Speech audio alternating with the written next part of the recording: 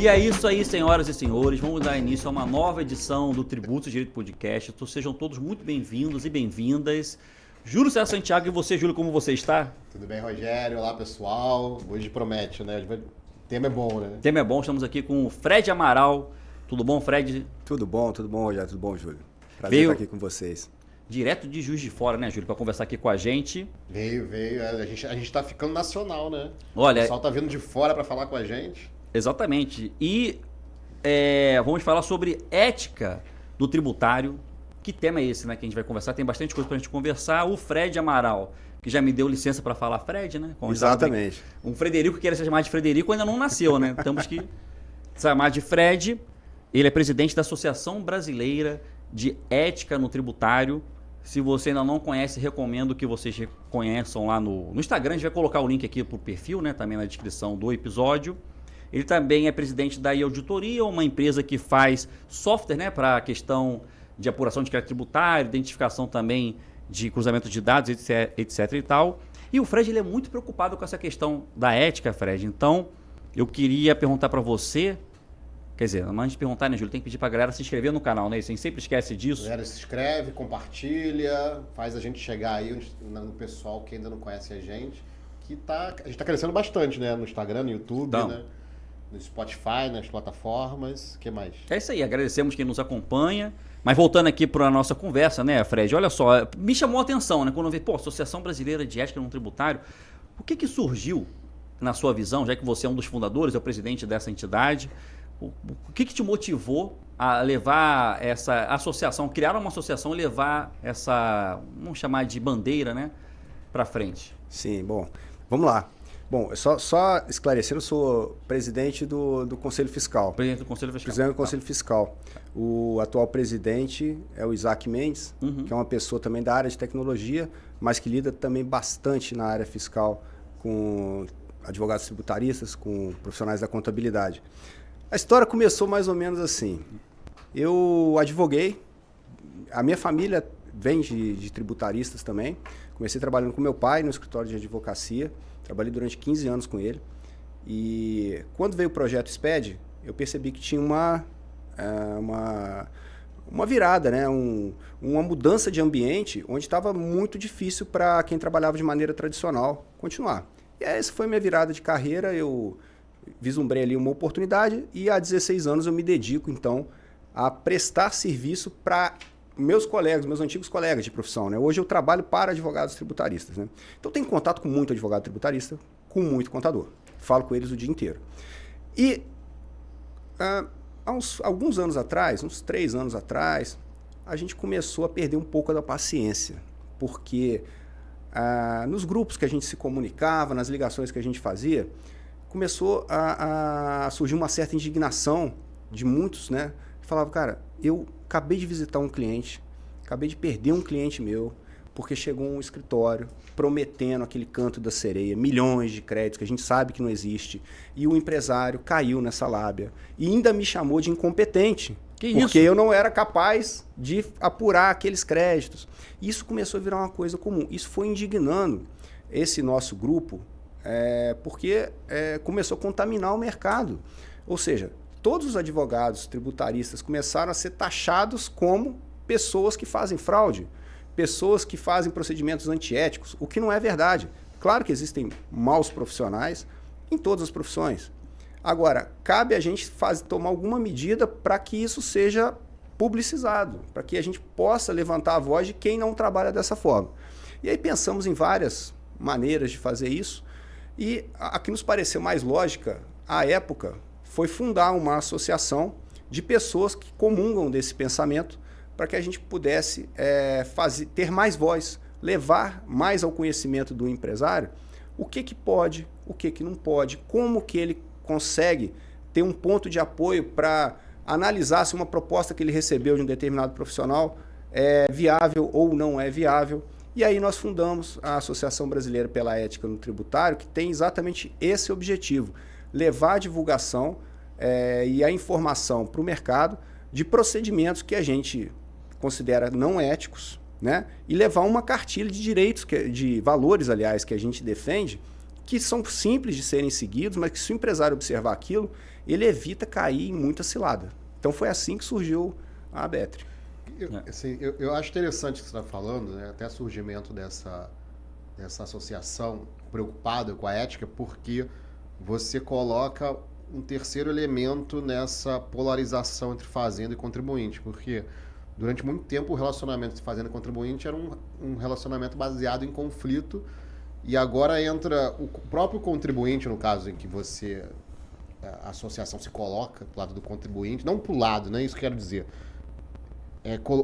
não é do lado, mas é observando que existem contribuintes que também não são éticos. Então, na verdade, enquanto que durante muito tempo só a fazenda tinha esse papel de identificar os comportamentos não éticos e tentar algum tipo de punição, agora o próprio mercado, o próprio contribuinte está percebendo que existem profissionais que fazem isso e estão tomando uma providência. Me parece que a associação de vocês, com essa preocupação ética, está tomando uma providência, inclusive baseada num princípio que a reforma tributária trouxe, que é o princípio da transparência. Então vocês estão conferindo um pouco de transparência para o mercado, mostrando que, olha, não são os contribuintes, existem vários contribuintes, não existe o contribuinte, existem vários contribuintes, e nem todos são iguais. Me parece que é isso. Exatamente, porque a gente acaba sendo prejudicado no negócio, nos nossos negócios, né? Eu faço parte do ecossistema, apesar de eu não atender diretamente empresas, ou seja, eu sou um provedor de tecnologia para prestadores de serviço, mas por conviver com eles, e obviamente se eles são afetados, eu sou diretamente afetado, porque eu presto serviço para eles. Se eles são afetados, obviamente, eles param de me contratar. Então eu também comecei a sofrer com isso. Por quê? Porque eles começaram a ter dificuldades, barreiras mercadológicas para conquistar novos clientes, para atender um empresário.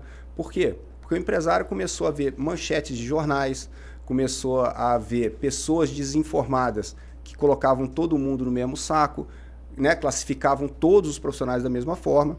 Então, esse movimento é exatamente isso. São profissionais que estão tentando atuar dentro da própria classe, expurgando aqueles pseudo-consultores, que se dizem consultores, mas são pseudo-consultores, né, de procedimentos fraudulentos e muitas vezes criminosos que cometem. E vem cá, deixa eu te fazer outra pergunta. A associação de vocês, ela em termos assim, concretos, vocês conseguem identificar esses profissionais, os que são os profissionais ruins? Então, o legal de você ter um canal aberto, né, com profissionais, enfim, com os associados, é porque isso está muito pulverizado Brasil afora. Então, acaba chegando ao conhecimento da associação propostas que são encaminhadas para as empresas, né? Então, vamos supor, eu tenho um cliente, vamos supor que eu sou um advogado tributarista. O meu cliente foi visitado por um colega que deixou uma proposta de prestação de serviço lá dentro. Eu pego para analisar aquela proposta, eu começo a descobrir que essa pessoa está difundindo um procedimento altamente temerário ou até criminoso, muitas das vezes, né? E aí a gente começa a receber esse tipo de denúncia. Obviamente, nós não temos poder para tomar nenhuma providência objetiva quanto a isso. O que nós podemos fazer é nos manifestar publicamente contra, né? Através de um manifesto. A gente fala, olha, somos contra esse procedimento por conta disso. Prezados empresários, nota pública, a nota pública que você faz alertando os empresários sobre esse tipo de procedimento, elencando juridicamente argumentos para derrubar a atuação disso. Então, é isso que a gente faz. E a gente acaba tendo notícia, realmente, de procedimentos que, sim, eu estava comentando antes que foi interessante. Chegou uma proposta há pouco tempo, uma proposta dessa que foi espalhada no mercado, chegou ao nosso conhecimento. E com um parecer gigante. Então, ele entrega para o empresário, por exemplo, como é que funciona? Ele entrega para o empresário um parecer gigantesco a favor dessa pseudo-tese de benefício. E a gente começa a observar que a jurisprudência anexada, que os argumentos anexados, eles não têm correlação nenhuma com aquela tese. São coisas que são coladas ali e são faladas, mas que não guardam relação, que são trechos de algo que fugiu totalmente do contexto, no claro intuito de iludir aquele empresário a fechar o contrato, alegando que é um procedimento tranquilo. E o que eu acho assim, é um ato de desumanidade, que às vezes você pega um empresário que trabalhou anos a fio, para construir um negócio, e ele é levado a um erro desse e abre-se um passivo gigantesco na empresa dele. Por exemplo, estava te contando esse caso dos postos de combustíveis. Chegou no nosso conhecimento na associação um dono de um posto de combustível que teve a restituição paga pela Receita. Nem todas foram pagas. Esse caso foi o seguinte, eles estavam pleiteando os créditos de PIS e COFINS oriundos de todas as aquisições de combustíveis dos últimos 5 anos. A gente sabe... É monofásico, né? Exato, é monofásico, não gera direito a crédito. Isso é pacífico, mas eles pegavam, levantavam toda a aquisição, 9,25% daquilo, olha o tamanho desse crédito que era gerado. E retificavam as FDs contribuições, retransmitiam, obviamente aquela apuração era refeita, formava-se um pseudo-crédito, eles pediam a restituição. Alguns chegaram a ser pagos. Um dono de posto foi notificado, porque a Receita notificou, já emitindo a guia para devolução, eventualmente, caso tivesse sido pago, e deu um prazo para que você desfizesse as retificações efetuadas, né, para não ter maiores consequências. Só que esse empresário, ele já tinha pego esse dinheiro, já tinha comprado acho que mais 3 postos e já tinha pago acho que 30% de honorários para a pessoa. Como que esse cara devolve o dinheiro agora? E olha a multa que ele vai ter. Não devolve, é 150% a multa, então, né? Com certeza. Tem até crime aí. É. O problema é que assim, é usar o dinheiro público para financiar a operação. Ele praticamente, na ampliação dos postos, ele está financiando esses novos postos com dinheiro público. Então, esse foi uma operação onde houve uma malha, a malha identificou esse tipo de coisa, já coibiu, mas enquanto nesse ínterim, entre você começar a praticar isso no mercado e a Receita detectar que aquela prática está acontecendo, muitos empresários acabam sendo levados a erro, né? Induzidos a erro aí e efetivamente tentar aproveitar esses créditos. É esse tipo de coisa que a associação combate e a gente procura também, junto aos profissionais da área tributária, difundir alguns valores com eles, né? Para que quem esteja fazendo parte desse movimento realmente comungue daquilo e promova uma atuação que seja condizente com o que a associação prega. E a gente entende que com isso a gente vai fazer um mercado mais forte, a gente vai ter poder, por exemplo, para organizar eventos, para debater com a administração pública, chamar pessoas da administração pública, porque, como você bem falou, eu acho que hoje em dia a palavra de ordem é estar em conformidade. Eu acho que o empresário que estiver em conformidade, ele vai ter um diferencial competitivo. Eu não estou falando que ele precisa pagar mais tributo do que o devido, ele tem que pagar o certo, nem mais nem menos. Mas eu acho que o papel do tributarista é esse. Eu tenho que fazer um exame meticuloso para que você pague o devido. Nem mais, nem menos. Eu não preciso pagar mais só porque eu vou ficar confortável. Mas também eu não vou fazer um procedimento para pagar menos que vai me abrir um passivo. Né? Então, o que a gente entende é que os profissionais que atuarem com isso vão ter muito espaço no mercado daqui para frente e os empresários que também tiverem construindo seu futuro com essas bases sólidas, ou seja, não abrindo passivo, né?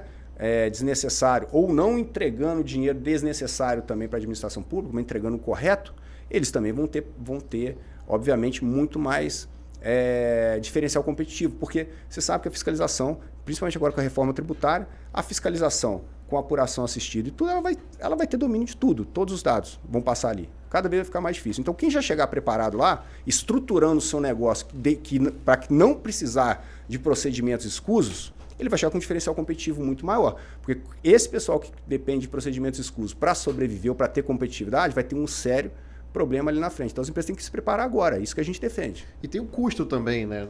Existe um custo para você andar fora da linha. Né? Você tem um custo de advogados aí oportunistas, você tem um custo das multas, você tem um custo da imagem também daquela empresa que vai levar à falência. Se ela for uma empresa real, né? Que está exercendo uma atividade econômica. Então, assim, realmente é uma preocupação válida. Vocês, na associação, vocês têm algum, assim, vocês já fizeram algum tipo...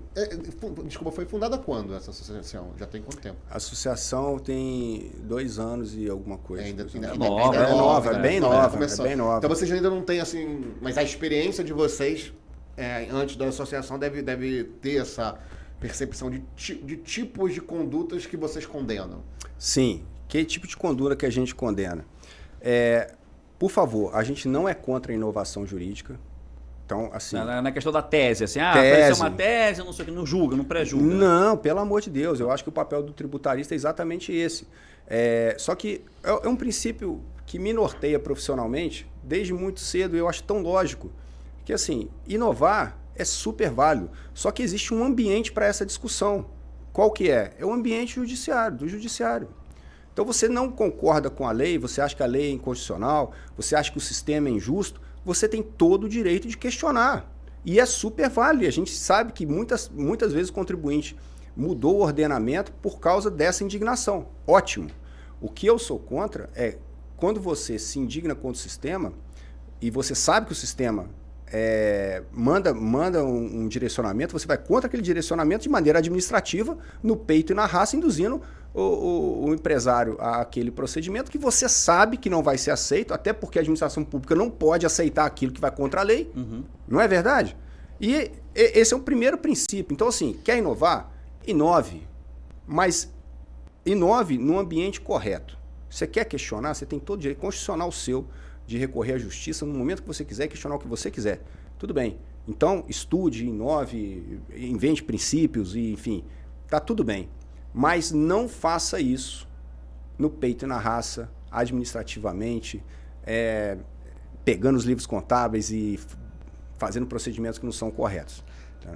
E tem a criatividade, né? O que eu mais percebo agora atualmente é com relação àquela tese da limitação dos 20 salários mínimos, né? Que o STJ julgou, está modulando, aí tem mais declaração, tal coisa. E aí, em função disso, começou a surgir, cara, o Júlio é demais. Tem muito cliente meu que recebe tudo que é lado, quase toda semana. Chega aqui, Rogério, apareceu aqui uma proposta disso, daquilo, outro. E basicamente eles pegam assim algumas associações, fizeram ações coletivas, que é super legítimo, né? Na verdade, acho que até as ações coletivas deveriam ser mais utilizadas, como acontece em alguns outros países, mas tem seus limites, né? Ação coletiva por sindicato é uma coisa, por associação é outra coisa, mas aí o pessoal pega uma associação que entrou com uma ação legítima, transitou em julgado de maneira legítima, está se discutindo a modulação, então realmente tem uma janela temporal aí, mas para os associados, e naturalmente tem que estar dentro do escopo da associação. Você não pode ter, por exemplo, uma associação do comércio varejista de uma cidade e uma empresa de, sei lá, de outro estado, de outra cidade, que nem é do mesmo ramo, não tem nenhuma afinidade, não tem menor interesse em se legitimar para se vincular àquela entidade. Após o trânsito julgado, se filia, aí rolam os honorários para se filiar, né? A gente sabe como é que funciona. E a partir dali pode utilizar essa ação. Isso tá chegando isso para vocês lá também, não deve estar chegando. Chega bastante. Eu acho que você tocou num ponto muito interessante, que a gente não pode julgar e condenar a ação coletiva como um todo, porque, obviamente, é um instrumento legítimo e, obviamente, a gente não pode, né, colocar tudo. É o mesmo esquema que está acontecendo na associação. Até diminui a quantidade de volume em curso, exato. porque uma entidade substitui por outras 1000 contribuintes, por exemplo. Perfeito. Pode substituir, né? Perfeito, eu acho perfeito. Só que a gente está vendo abuso, né? A gente está vendo pessoas que estão usando desse mecanismo para obter um instrumento comercial para vender decisões. Para captar clientes. Captar clientes vendendo decisões que já obtiveram. Isso quando as decisões são favoráveis, porque a gente pega casos de decisões que são vendidas como absolutamente tranquilas e quando você lê o teor da decisão tem várias restrições ali, mas as pessoas vendem e é aquilo que eu falei, vendem e já aproveitam o crédito imediatamente de maneira administrativa para ver o que vai dar depois. Então, é um procedimento temerário, a gente fica com muito pé atrás em relação a isso. A associação recomenda extrema cautela para avaliar esse tipo de situação. Acho que a gente não pode condenar isso como um todo, porque existem ações, como você bem falou, legítimas, enfim, que foram propostas corretamente. Mas a gente tem visto casos aí realmente de abuso de forma, tá? Mas olha só, vocês não têm, por exemplo, fica até uma sugestão, uma espécie de um comitê científico para criar tipo uns enunciados? Porque Sim. Isso é uma dúvida comum de colegas meus. Eu, como atuo em matéria coletiva, faço ações coletivas, eu entendo bem a disciplina e explico, né? Sim, tem situação que pode, tem situação que não pode. Mas muitos colegas, assim, que não são antiéticos necessariamente, eles chegam para mim, pô, Rogério, mas aqui isso aqui não dá. Eu falei, cara, não, desse jeito não. Né? Então, de repente, a Betri pode ser, a Betri, né? Pode ser uma uma referência, realmente assim. Isso. Criar, não sei se a palavra certa seria enunciado, né, Júlio? Mas criar um banco do conhecimento científico, o tributarista ou até o advogado que não é tributarista. Peraí, meu cliente fez uma pergunta, deixa eu ver se realmente esse tipo de associação poderia pleitear esse... Porque tem realmente uma possibilidade de a posteriori da impetração, uma empresa que se associou se valer de uma decisão judicial. Mas não é dessa maneira que estão se valendo. Sim, tem todo um procedimento a ser feito, tem que se analisar, obviamente, o teor daquilo. Então, o que a gente recomenda é muita cautela, tem que estudar, tem que entregar para um advogado que seja sério, analisar a situação juridicamente, minuciosamente, para se tomar essa decisão. A gente faz exatamente isso, a gente entende que determinados assuntos onde a gente já percebeu que são delicados e que há pessoas atuando no mercado, a gente se pronuncia publicamente e coloca à disposição. Então, a gente quer agora levar, eu agradeço a oportunidade de estar aqui com vocês nesse podcast, porque divulgar essa nossa causa, essa nossa missão é muito importante exatamente para isso, porque se a gente começar a chegar na cabeça do empresário e falar, peraí, eu recebi a visita de alguém, eu recebi a proposta de alguém, se ele tiver ciência que existe uma associação que não tem fins econômicos, que não tem interesse mercadológico, que não está captando cliente. Que não está captando cliente, mas que se pronuncia, ela é composta por profissionais, é verdade. Sim. Mas ela se pronuncia e deixa publicizado as matérias nas quais ela entende que não deve haver atuação, que os empresários não devem fazer. Então, ser um ponto de referência, ser um farol aí no meio desse mercado, é uma das missões. Para a gente poder auxiliar os empresários a tomarem a decisão, auxiliar os contadores das empresas a tomar a decisão. Porque muitos profissionais da contabilidade, ao ver essas matérias, a primeira coisa que ele fala para o empresário é não, porque para ele também, às vezes, é mais cômodo falar não do que analisar uma matéria jurídica. Então, ele só fala, não faça, porque não vai bagunçar a minha contabilidade. Também não é a postura correta, porque você pode prejudicar o seu cliente, que pode ter uma oportunidade real, e ele não vai aproveitar e vai perder competitividade, muitas vezes vai prejudicar a sua atuação por uma postura mais cômoda da sua parte de falar não a priori, né? Mas se a gente puder dar para esses profissionais um alento, uma ajuda jurídica na análise daquela situação, ele pode sim aconselhar tecnicamente seu cliente a agir para que ele não perca a oportunidade, não perca competitividade, etc. e tal, mas também ele não fica impedindo empresários aí de fazerem procedimentos que são lícitos, né? Porque muitas vezes, que eu falo assim, o valor, a gente está falando dos valores, né? Uma das coisas que assim, a gente tem incentivado cada vez mais os profissionais da área tributária a fazerem é revisão fiscal mesmo, porque pode ser que erros contábeis ou falhas no acompanhamento da legislação provoquem o não aproveitamento de alguns benefícios ou o recolhimento realmente é maior do que seria necessário. Então essa é uma atuação administrativa. Nem toda empresa tem, não é um produto de prateleira, depende de um exame, depende de uma auditoria ser feita, não é uma coisa que você vai sair vendendo como uma commodity, é um serviço a ser prestado. Mas esse é o serviço que esses profissionais podem prestar na seara administrativa perfeitamente, sem problema.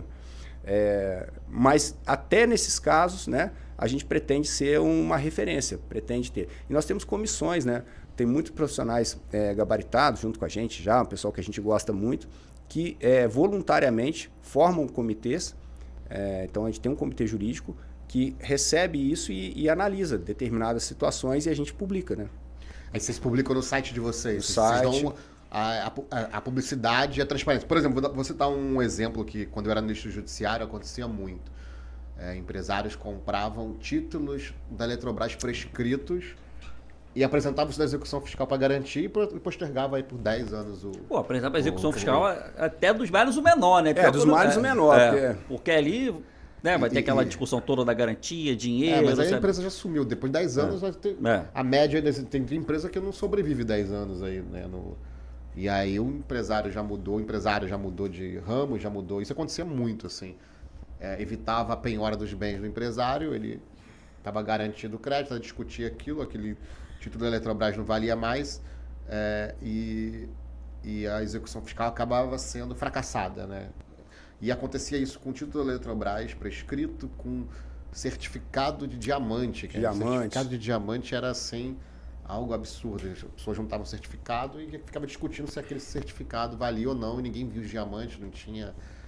Isso era uma coisa que acontecia muito. Aí o que acontece? Quando chega no judiciário, ou chega na fazenda, ou chega na Receita, já está há muito tempo circulando no mercado. Sim. Vocês têm condições de acompanhar isso, assim, esse burburinho que está circulando e já dá um posicionamento da associação? Sim, a gente faz, como eu falei, como os profissionais que estão associados são profissionais atuantes e estão atendendo seus clientes, estão visitando novas empresas, participando de associações, enfim, associações comerciais, industriais, participam da vida empresarial de uma maneira geral, acaba chegando muito cedo nos ouvidos, né, ao conhecimento desses profissionais, as atuações que estão sendo tentadas por esse tipo de profissional. Como eu falei, a gente começa a receber propostas que chegam para as empresas, não necessariamente aceitas, mas começa a chegar de várias partes do Brasil assim, olha a proposta que chegou no meu cliente.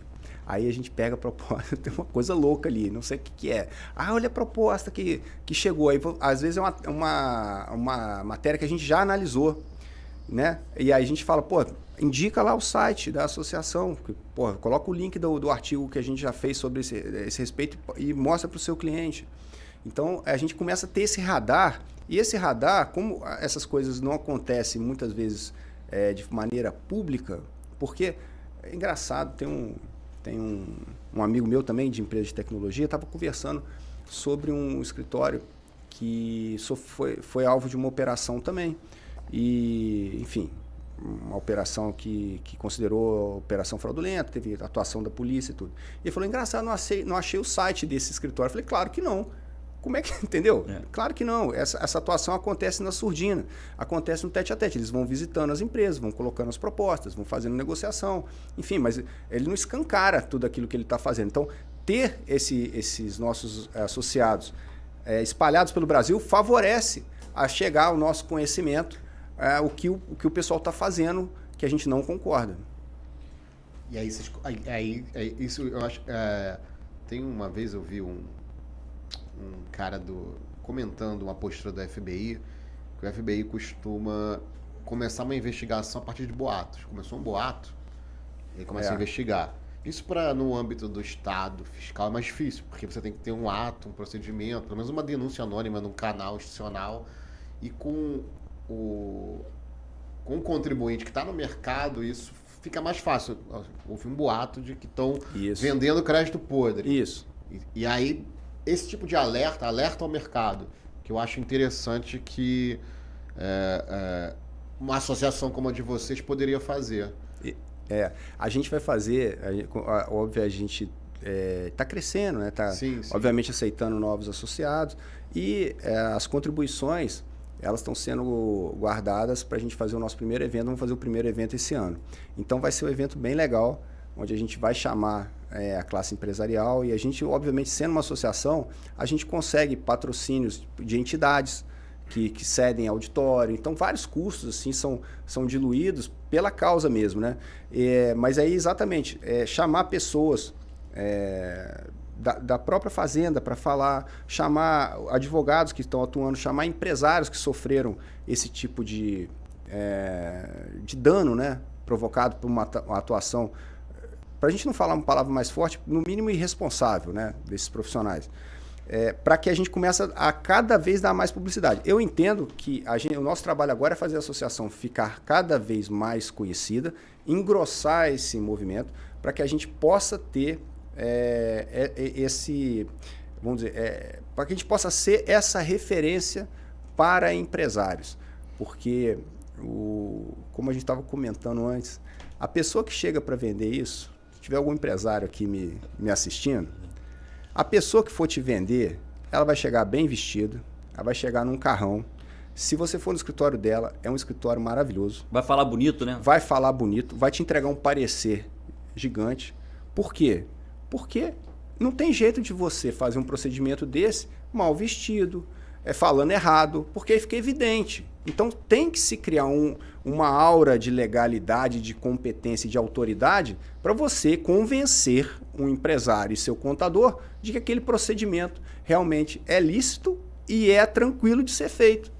Então, as pessoas às vezes se impressionam. Não, o doutor chegou aqui num carro, que não sei qual o valor do carro, vestindo um terno caríssimo. Não é possível que isso esteja errado, simplesmente pela aparência da pessoa. Não é? Então, assim, a gente alerta muito.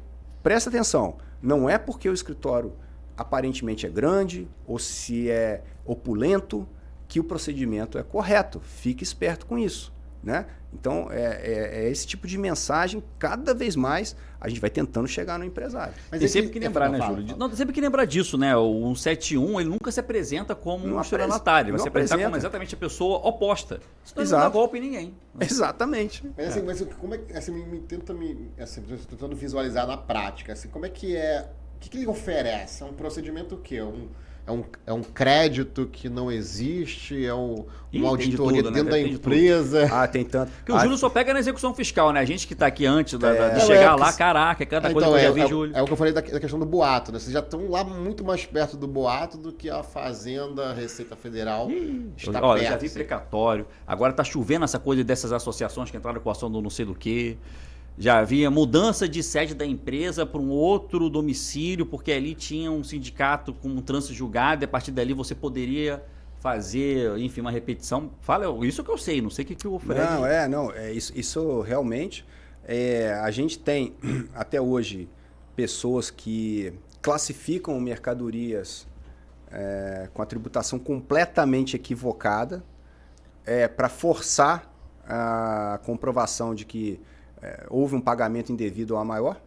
Então, por exemplo, vamos supor que essa xícara aqui ela é tributada. Eu vou fazer uma revisão fiscal na sua empresa e falo, não, isso aqui é alíquota zero. E toda a xícara que nós vendemos nos últimos 5 anos deveria ter sido alíquota zero, mas não é. E aí eu retifico todas as suas informações, prestando uma informação falsa à Receita de que isso aqui é uma alíquota zero, comprovo que, em virtude dessa alíquota zero, não deveria ter recolhido nenhum tributo e peço a restituição ou já chego compensando. Então, quando a gente chega... Teve um caso lá em Minas Gerais, de um escritório de Belo Horizonte, esteve amplamente noticiado na mídia, que ele se especializou em fazer a restituição de empresas do Simples Nacional. Como é sabido, as empresas do Simples Nacional, que revendem produtos monofásicos ou sujeitos à substituição tributária, podem fazer a segregação dessa receita, de modo que não incida PIS, COFINS ou ICMS na venda dessas mercadorias especificamente. Quais são essas mercadorias? Bebida fria, autopeça, itens de perfumaria, remédios, enfim, esse tipo de mercadoria que são patentemente monofásicas, né?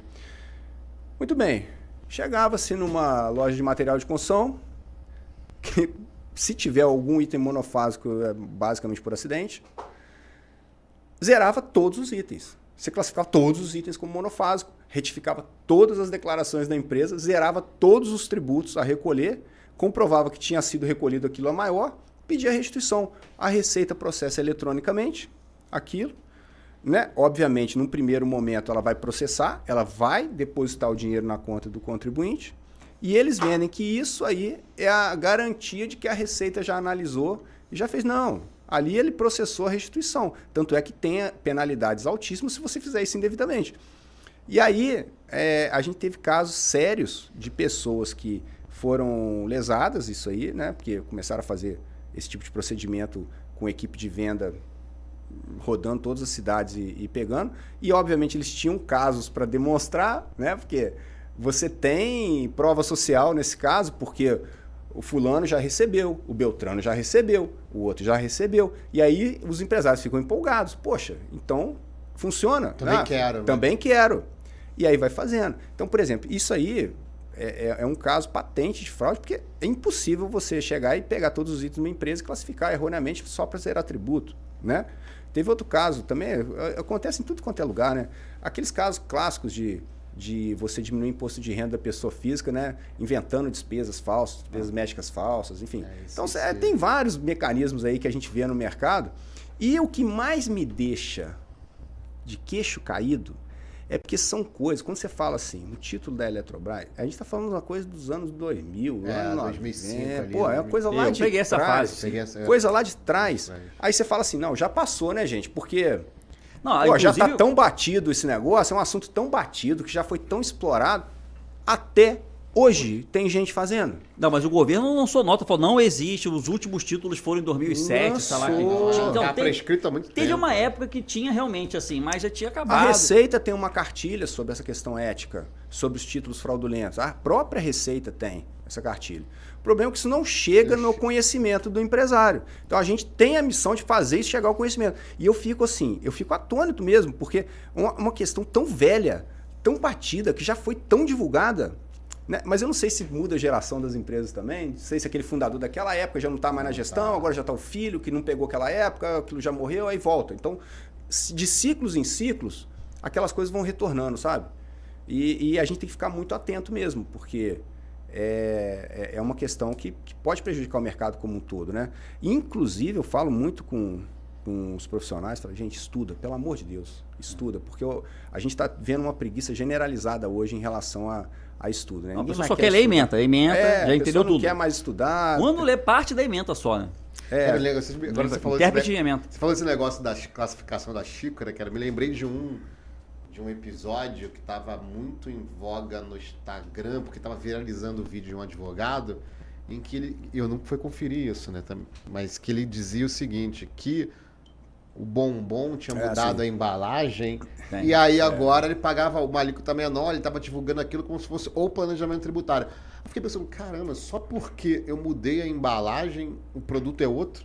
E a alíquota era menor, é isso mesmo que a empresa... Mas essas empresas grandes. Das classificadas. Cara, Mas isso- tem... Não, mas claro que não muda o Não é pra todo produto mundo. só por conta de ter mudado a embalagem e botei na gôndola, em vez de eu botar na área de bombom, vou botar na área de biscoito. Até Agora não é mais bombom. perfume e água de cheiro também, né? Se você classificar Cara, como perfume, aí é mais você- caro que água de cheiro. Assim, a classificação não pode ser só eu aponto e foi, entendeu? Tem uma razão tem por uma trás. essência ali. Você não Inclusive- deixou de vender um bombom, você continua vendendo um bombom. Inclusive, Não, mas agora é o whey. Isso foi aí no a café gente da manhã. falando assim dos advogados tributaristas, né? Uma excelente forma de atuação preventiva, que você pode atuar não no contencioso, exatamente na classificação fiscal de mercadorias. E a gente vai ter na reforma tributária, a gente acha que isso vai acabar, não vai acabar não. Infelizmente, quero tanto Não que vai acabasse, acabar. Eu achei que Fred, fosse acabar, não vai caramba. acabar não? Não vai acabar, Não, não. vai IBS, acabar. CBS, Ainda mais na importação, Não não é tão vai. importante que acabasse, cara. Não, porque também na importação, vou te falar. Porque a gente agora a gente continua descendo no item, né? Então, por exemplo, itens da cesta básica tem redução de alíquota de 100%. Então, por exemplo, você tem o extrato de tomate e um molho de tomate. Ambos com a mesma NCM. Só que o extrato de tomate tem redução de 100%. O molho de tomate não. A Por passata quê? também não deve ter, que passata... Passata não tem. Por Olha quê? aí, Mas peraí, o extrato tem menos... Vai tributar menos do que o molho? Ó, e tem uma justificativa para isso. Por quê? Porque a população de baixa renda, ela tende a consumir mais o extrato de tomate. O legislador quis privilegiar a população de baixa renda, portanto, o extrato de tomate, ele tem a redução e o molho de tomate não. Tá? E o empresário que não ficar atento a isso no seu cadastro de itens, no seu software de gestão que vai tirar a nota fiscal, ele vai deixar de aproveitar esse benefício ou, ao contrário, ele vai aplicar o benefício em produtos que não poderiam ter esse benefício aplicado. E o governo, com a apuração assistida, o que ele vai fazer? Ele vai receber aquelas notas fiscais e vai processar de acordo com as informações que estão ali dentro, vão gerar IBS e CBS e vão voltar para o contribuinte fazer a conferência. E veja bem como que você pode atuar de uma maneira bacana, útil junto ao empresário, sem fazer esse tipo de procedimento. Então você pode ter um contrato de honorário recorrente, que para você é ótimo dentro do escritório, você não fica dependendo de um êxito que pode sair ou pode não acontecer, um trânsito em julgado. Então você cria uma receita recorrente, você faz um trabalho super útil para a empresa, que é de tributar corretamente. Então, existem muitas saídas que o advogado tributarista, que o profissional da área fiscal pode atuar, que não seja exatamente essa de recuperar crédito. A vida não é só recuperar crédito. Existe muita assessoria que a gente pode fazer de maneira bacana, que vai deixar a empresa dentro da conformidade, pode gerar um honorário recorrente para nós, um bom rendimento, porque eu posso vender projetos, por exemplo, de revisão dos últimos 5 anos, que eu posso levantar créditos ou passivos, depende de como que a empresa, né, fez aquilo, tudo bem, mas eu posso fechar uma assessoria permanente dali para frente, olha que bacana. Então, por mais que eu posso, na reforma tributária, eu posso fazer um estudo de precificação, eu posso olhar, poxa, em 2025 eu consigo vender esse copo a X reais. Será que em 2027, quando acabar a PIS e COFINS e começar a CBS, eu vou conseguir manter o mesmo preço? Eu vou conseguir manter a mesma margem? Será que lá em 2029, quando começar a transição do ICMS para o IBS, será que eu vou conseguir realmente, vai aumentar a minha margem, vai diminuir, eu vou ser mais competitivo? Olha que estudo bacana para você fazer para o empresário. Então, assim, existe vida além da recuperação de crédito tributário e esse também é uma das coisas que a Betri sempre procura demonstrar para o profissional. Estuda, cara. Tem tanta coisa bacana para você fazer e às vezes você pega, quando eu falo dessa preguiça mental da gente estudar, eu já presenciei pessoas de boa fé, tá? Pessoas bacanas, mas que por não pegar a matéria para estudar, acaba representando um escritório que muitas vezes está fazendo um procedimento errado. E ele acha que está fazendo certo. Ele vai de boa fé vender aquele serviço por achar impossível que aquele cara que é bonitão, que tem um escritório bonitão, está fazendo alguma coisa errada. Mas porque não estudou, porque se estudasse um pouquinho não faria. Então, assim, estuda. Quem é advogado tributarista, quem é da área fiscal, tem que estudar, gente. Tem que estudar, tem que se manter atualizado para não embarcar em furada e para verificar, para ampliar o seu repertório, porque não é possível. Né? Assim, até entrando ainda nessa questão da ética também, eu tenho visto, eu acho que todo mundo aqui tem visto, né, em rede social, a quantidade de advogado vendendo tese ou curso de reforma tributária e dizendo... Vai ficar rico. Vai ficar rico. Vai ficar rico. Você vai ficar rico... Com modelo de petição. Tem isso. Não faço o curso no final. Isso é uma coisa também que a associação de vocês devia ficar atenta também, de o comportamento do advogado nessa captação predatória na internet. Lógico que a OAB também está atenta, mas, como eu falei, né, parece que vocês são contribuintes, vocês são entidades privadas, estão olhando para o privado, estão dentro do mercado e estão com a informação mais próxima do que a OAB, embora a OAB também seja composta por advogados, mas também tem a sua burocracia, e a Fazenda, então, nem se fala, tem uma burocracia imensa. Olhar para essas pessoas também, né, que estão, para mim eles estão enganando muita gente ali na internet, né, o tempo todo ali. Você vai ficar rico se você fizer isso. Mas aí você vai olhar para todos os segmentos, né? Porque os lançadores de produtos digitais... isso, lançamento 6 em 7, não sei o quê. Você fica rico se você quiser. Aí tem de todas as áreas, né? Aí você pode ter área de maquiagem, área de fazer salgadinho. Eu estava falando com eles, outro dia eu vi um curso de fazer salgadinho para bar. Então o cara tá vendendo... kitnet. O cara ensinando você a ficar milionário com kitnet. E aí tem a galera que está ensinando isso na reforma tributária. Assim, a gente está falando que o telefone está pegando, vai aparecer kitnet para você também. Assim, obviamente, você já viu a estatística de quem consome produto digital? É assustador, cara. Porque as pessoas compram na emoção, mas não consomem efetivamente. Cursos. Eu assim, tenho um monte eu tenho um de violão lá que eu... Então, você acaba comprando de violão, achei que ia ficar agora Rogério toca violão, né? Achei que toda vez que ele vai lá em casa, ele pega o violão, meu violão lá fica doido. Então, muitas vezes, a culpa não é do professor, né? E não, realmente, eu acho assim, na reforma tributária, em relação aos tributaristas, eu defendo o seguinte, a imagem que eu acho mais perfeita é a imagem do safety car na Fórmula 1. Porque é o seguinte, a gente está num momento de virada. E aí, vamos supor, vamos supor que eu tenho um escritório pequeno que estou procurando me posicionar e achar o meu lugar no mercado. Se eu for muito bom, se eu começar a me posicionar muito bem na reforma, eu posso pegar, às vezes, alguém que já está mais acomodado, já está mais grandão, já está mais relaxado e já não está dando tanta atenção para isso. E talvez esse cara vai abrir uma brecha no cliente dele que numa situação normal ele não abriria. Então, quem ficar esperto realmente para ficar bom na reforma tributária, poder auxiliar o empresário, vai ter uma lacuna aí de alguns anos, onde ele vai poder encostar naquela galera que está lá na frente. Sim, com certeza. E se ele acelerar, ele tem uma chance de passar essa galera. Coisa que ele não teria se ele tivesse 2 voltas atrás. Entendeu? Mas como entrou esse safety car, que a reforma vai dar aquela mais ou menos nivelada... Vai igualar... Uma nivelada, Se você, de repente, se posicionar como um cara muito bom... Aí depende de você também, né? E usar a estratégia correta, talvez você consiga chegar mais perto desse pessoal, quiçá passar Como eu vi isso acontecer no SPED. Eu vi isso acontecer no SPED. Aqueles caras tradicionalistas que ficavam negando, os negacionistas mesmo, né?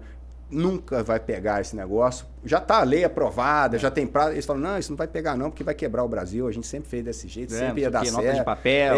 Isso não vai pegar não, isso aí é bobagem. E a coisa veio e atropelou. Quando eles acordaram, já não estava entregando as coisas no prazo, já estava entregando obrigação zerada para a Receita, já os clientes já estavam começando a sofrer notificação e começaram a perder cliente para quem estava fazendo certo. Aqui, Fred, a gente está falando muito dos mercadores, né? O professor Igor publicou até um artigo no Conju, né, na semana passada, a gente está gravando aqui na segunda quinzena de maio, mas ética no tributário. A gente, claro, fica muito preocupado, até com a nossa classe de advogados tributaristas, né, que pretendem seguir um caminho ali com o cliente, né, deixar sempre a probidade, né, em primeiro lugar, a boa-fé.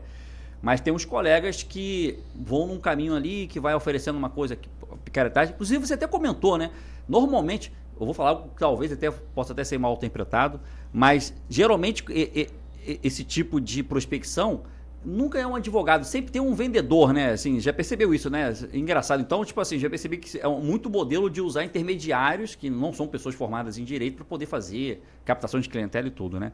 Mas, abrindo assim um leque de ética, tem também aquele pessoal devedor quanto mais, né? O pessoal que utiliza, às vezes, uma estrutura já prevista para realmente atrapalhar, fazer uma concorrência desleal com quem está tentando ali recolher seus tributos corretamente. Para essa linha do devedor quanto mais, a Betri tem algum tipo de visão também? Tem algum tipo de comissão? Olha, ou não, é só mesmo os mercadores dessas teses mirabolantes, desses precatórios de não sei de onde? A gente sempre foca na questão dos serviços tributários que são ofertados de maneira temerária, extremamente temerária. Tem um foco mais ali específico. Ou fraudulenta. Mas faz parte do nosso discurso exatamente essa postura do empresário que, se você está estruturando o seu negócio sobre o pilar de práticas ilícitas tributárias, daqui a muito pouco tempo você não vai conseguir competir. Porque hoje você faz isso e consegue competir com seus concorrentes, talvez seja até mais competitivo que eles. Mas num ambiente onde a gente vai ter split payment, onde a gente vai ter uma fiscalização praticamente em tempo real, com crédito e débito e crédito financeiro, com todos os meios de pagamento sendo linkados com a receita praticamente em tempo real. As práticas de sonegação, não duvido que vai acontecer, não, porque criatividade nos falta. Curioso, já deve ter gente planejando, não vai ser desse jeito, vamos fazer cripto, mas sei o quê. Concorda que vai ser muito, muito, muito mais difícil? Por exemplo, essa questão financeira na reforma, isso a gente sempre tenta levar para o empresário, fala assim, cara, você tem, vamos supor, 2025, 2026, de ano preparatório. Tem que estruturar o seu negócio para você começar a enfrentar, a partir de 2027, a transição da reforma, para você chegar lá na frente e conseguir competir. Porque você hoje compete porque você faz coisa errada.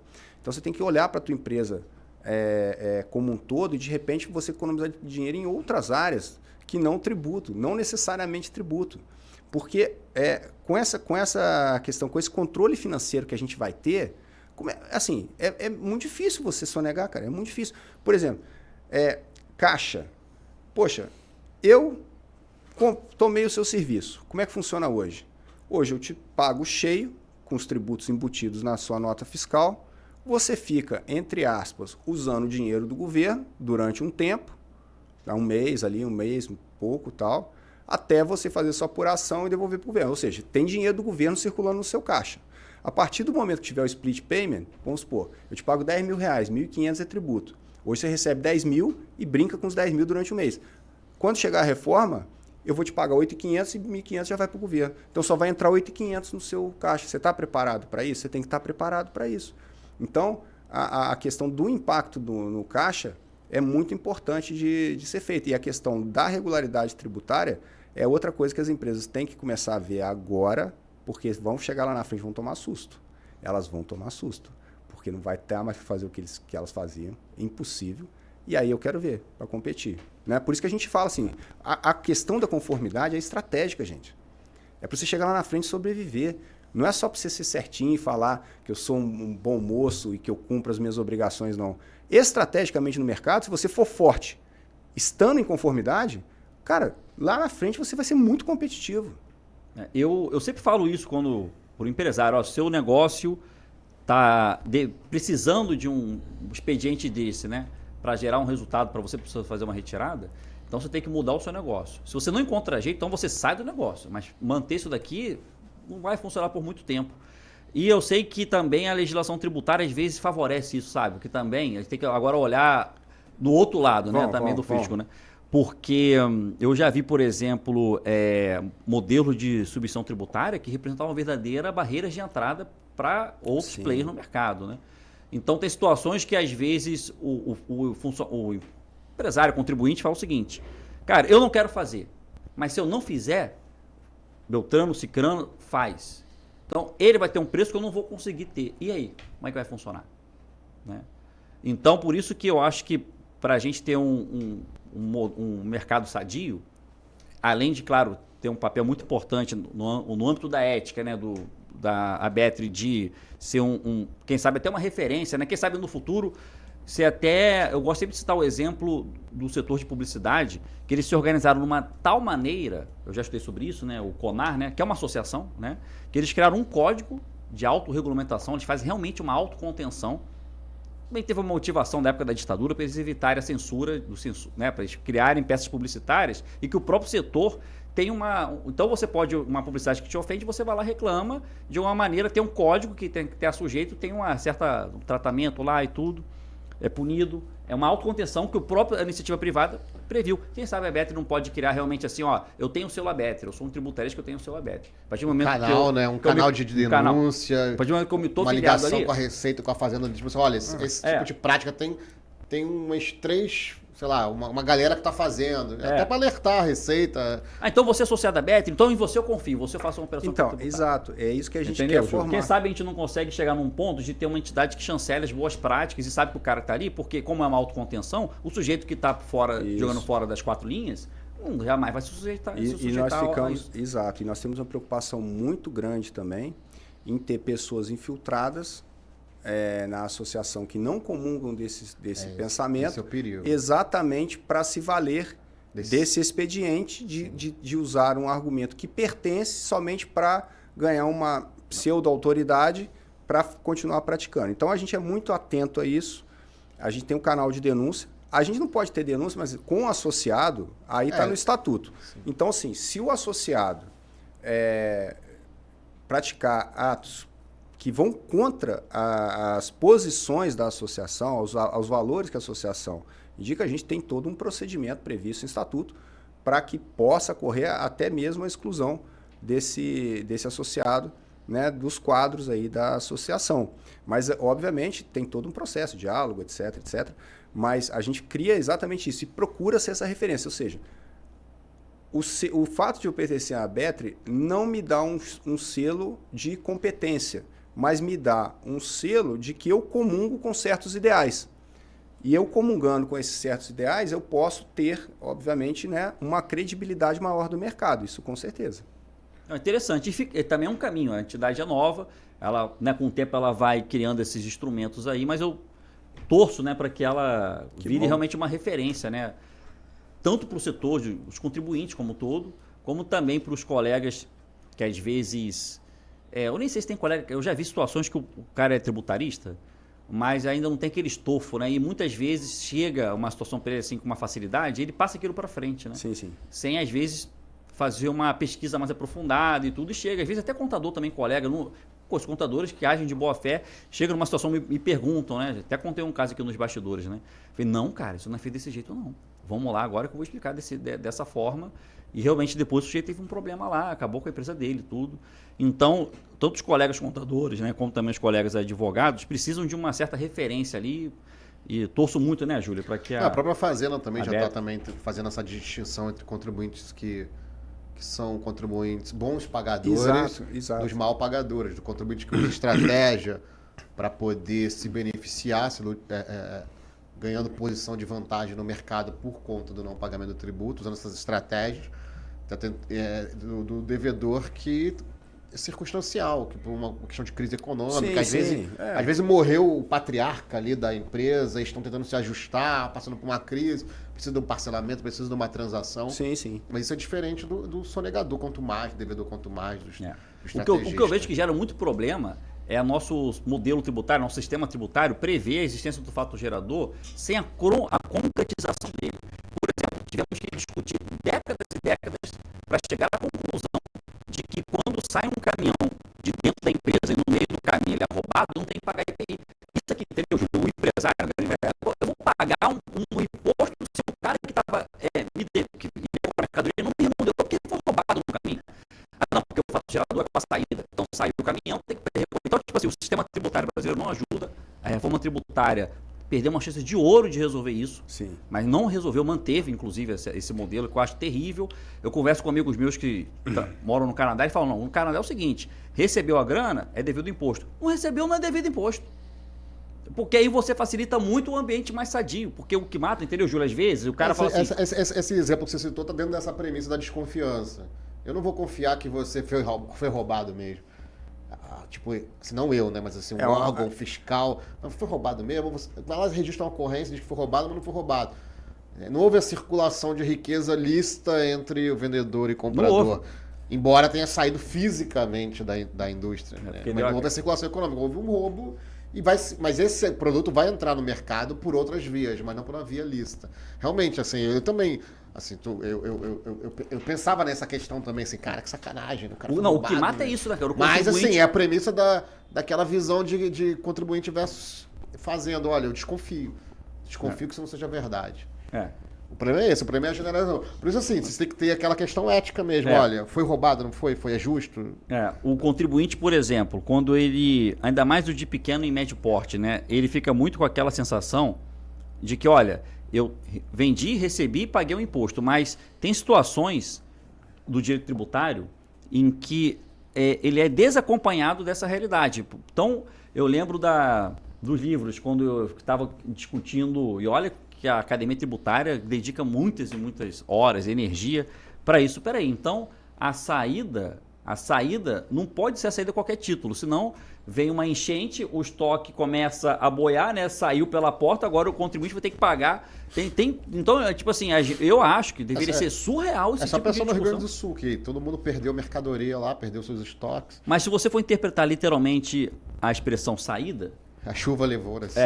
A gente tem que desenvolver. Não, a saída é o critério temporal da hipótese de incidência, né? Não é a incidência em si.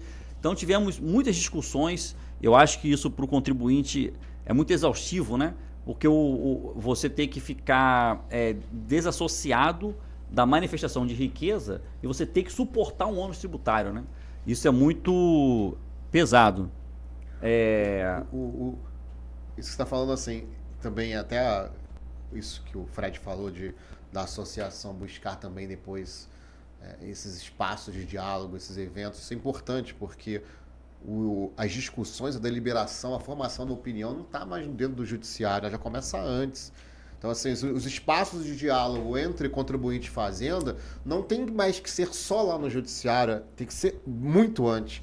Tem que ser em outro tipo de espaço. O espaço público não precisa ser dentro do judiciário necessariamente, ele pode ser em outros âmbitos. Eu sempre falo isso lá para os colegas também, que as discussões já estão muito tempo fora do judiciário. Quando chega no judiciário, todo mundo já formou sua opinião e às vezes poderia ter sido resolvido num diálogo anterior. Exatamente. Eu também acredito muito no diálogo.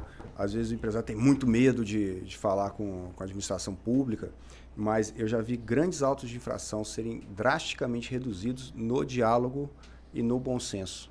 Então, existem muitos servidores com muito bom senso, muitos servidores que apoiam realmente a causa empreendedora, não enxergam somente o empresário como alguém que quer burlar o fisco. Então, eu acredito muito nesse estreitamento, nessa aproximação, porque eu já presenciei pessoas que no diálogo, antes de acontecer qualquer coisa, já teve, obviamente, teve consequências, mas de repente reduziu aí 2/3 da consequência, simplesmente expondo falhas técnicas e havendo uma aceitação daquilo por parte da fiscalização. Então, acredito que é muito importante assim, essa realização dos eventos e essa aproximação dos profissionais que atuam sério na área tributária da administração pública. A gente tem que remar para o mesmo lado. Não adianta, apesar de, obviamente, a gente ter que defender nossos clientes, mas não somos inimigos, né? Então, é muito importante que haja essa comunhão e essa participação que todos vão sair ganhando. É isso, né, Rogério? O Anjo estaria, Rogério, olha o tempo. Eu tô aqui. Olha, controlando nosso tempo. Pô, que excelente episódio aqui. Esse tema ético, eu acho que é um tema muito caro, né? Para todas as áreas aí, pro contribuinte, pro advogado, para a fazenda, né? Então, acho que todo mundo quer trabalhar no ambiente. Esses mercadores de crédito falsos, eles deveriam ser os grandes responsabilizados, conforme o artigo 137 do CTN, e não atribuir necessariamente uma responsabilidade solidária com base no 135, sem ser evidenciado que houve o dolo, porque muitas vezes o contribuinte ele é vítima, né, Fred? Então, suas considerações finais aí para quem está nos assistindo, nos acompanhando. Legal. Bom, primeiro eu queria agradecer o espaço. É exatamente disso que a gente precisa. A gente precisa ser mais visto, a gente precisa saber levar o conhecimento dos colegas e dos empresários que existe uma associação que luta. E eu convido a todos que se identificaram com esses valores a nos procurar. Nós temos o nosso Instagram oficial da Abetre, temos o nosso site abetre também, .com.br. Aqueles que desejarem saber mais sobre a associação, que desejarem se filiar, vai ser um prazer tê-los conosco. Vamos engrossar esse movimento e vamos fazer nossa voz chegar mais longe. Excelente, né, Júlio? Isso também as suas palavras aí pela ética. Eu agradeço aí, o debate foi a conversa. A conversa, né? A nossa conversa. Nunca foi uma conversa tão fácil, né, Juan? Agora treta. Voou o tempo, né? Voou. O Juan tá desesperado ali, vai cair a transmissão. Mas é isso. Pessoal aí para se inscrever no canal, né, Rogério? Se inscrever no canal, também se inscrever lá na Abetre, vida longa para a Abetre, que ela consiga alcançar os seus objetivos. O Tributo de Direito vai estar aqui de portas abertas, quando quiser vir para cá, trazer o outro pessoal. Rogério, tem uma pauta, vamos conversar. Eu acho que é um assunto, né, Júlio, que tem tudo a ver com a nossa agenda aqui. Nossa agenda ética. Nossa agenda ética. Então, muito obrigado aí, senhoras e senhores. Até o próximo episódio. Fiquem com Deus. Até logo.